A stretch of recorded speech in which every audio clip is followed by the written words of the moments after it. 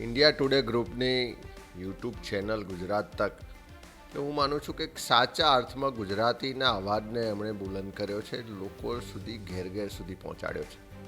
4 વર્ષની આ સફરમાં અનેક વિષયોને સાંકળી અને આજે 10 લાખ સબસ્ક્રાઈબર સુધીનું પોતાનું જે પ્રેક્ષકોનું કે એના જે ફોલોવર્સ છે એનું એક ખૂબ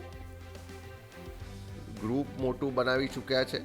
સાથે સાથે લોકોના દિલમાં સ્થાન પણ પ્રાપ્ત કર્યું છે.